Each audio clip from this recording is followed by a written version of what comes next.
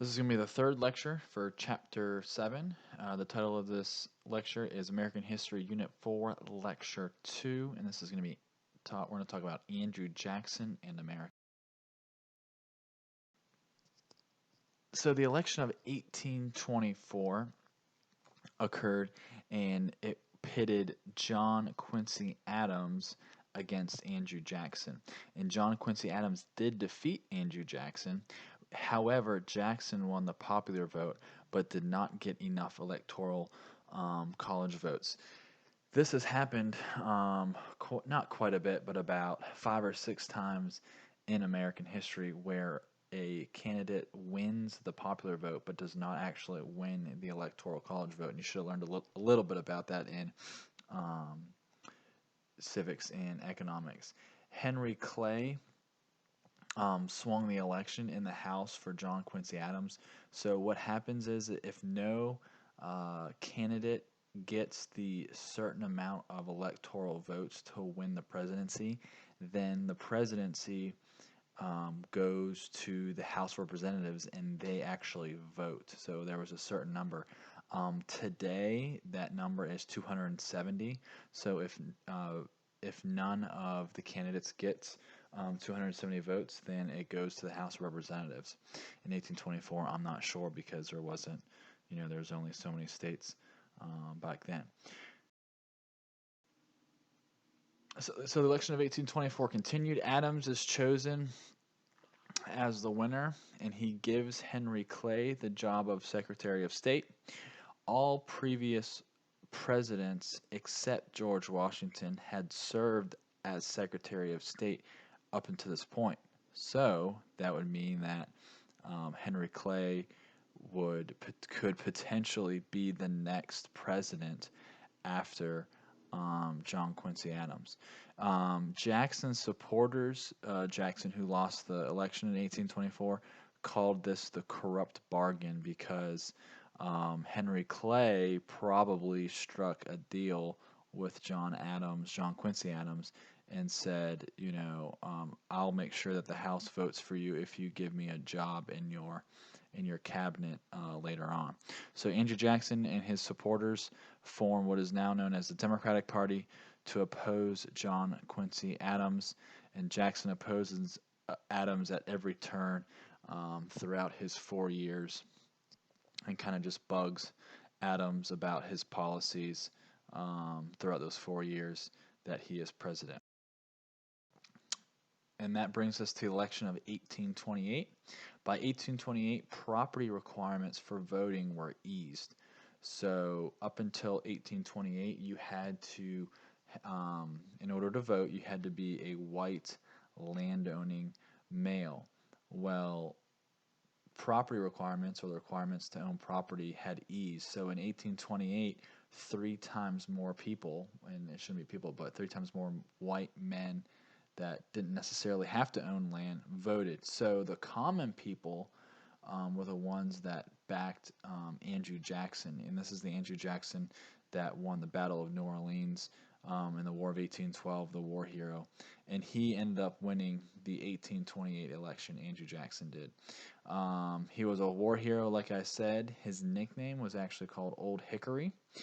He came from humble beginnings, so that's why he was able to appease or have something in common with a common man. And he was the first president to not be born or from the original 13 colonies. So here's just kind of the breakdown of that election in 1828. You can see John Quincy Adams will have won the brown states, and he is a Republican. And then Jacksonian and the Jacksonian Democrats with the blue won the blue states in this election. So they actually had a party at the White House. Jackson's inauguration reception was the first time the White House was open to the public, and it was quite the party. And the crowd got so large and unruly that Jackson had to escape through a window. Now remember, in today's terms, the election happens in November, and then the inauguration doesn't happen until January in today's terms. Back then, it was a little bit longer. The inauguration didn't happen until the spring. So the outgoing president, still he didn't have to turn over power on the election night. He had a couple months. So this happened a few months later when they have the inauguration, a little bit later on. So Jackson as president. So he expanded the powers of the presidency in a couple ways. One, he founded and led the Democratic Party, and Democrats in Congress tended to go along with him on his decisions. So he had the authoritative power as being the head of the Democratic Party, as being the president, and those in Congress tended to follow his lead with certain legislative matters, or if he tried to suggest bills to get pushed through Congress, um, they would appease him and do so, the Democrats. He also rewarded his loyal followers with government jobs, and this will be known as the spoils system, kind of like how we talked about Henry Clay was able to become Secretary of State under John Quincy Adams. Same type of thing. He gave his followers and friends government jobs. He also used the veto power more than any other president up until that time, so meaning he vetoed bills. Jackson's opponents believed he was abusing his power. So here we have a political cartoon that was printed in the newspapers. So his nickname was King Andrew. They thought that he abused his power. You can see that he's stepping on the ripped up Constitution of the United States. It says King Andrew the First, born to command. Had I been consulted to veto memory. So basically, just saying that he vetoes, obviously, vetoed a lot during his presidency. Another not so good thing that occurred during his presidency was the Indian removal. So the Indian policy, up until this time, um, had been not necessarily organized, and he approved of the Indian Removal Act of 1830 to send the Cherokee tribe west to reservations. So the Cherokee um, that lived in the state of Georgia at this time, and other Native American groups were also displaced as well. So, but the Cherokee, the reason why they're so famous is because they actually went through the channels that one should go through uh, to stand up to the government, and they actually sued the United States government, or sued this policy of being removed. Um, and it all went all the way up to it went to a Supreme Court case called Worcester versus Georgia. Jackson actually ignores the decision of the court, and I don't think this was like necessarily a Supreme Court decision. This is probably more of a state level decision, and he strong arms the tribe into moving anyways.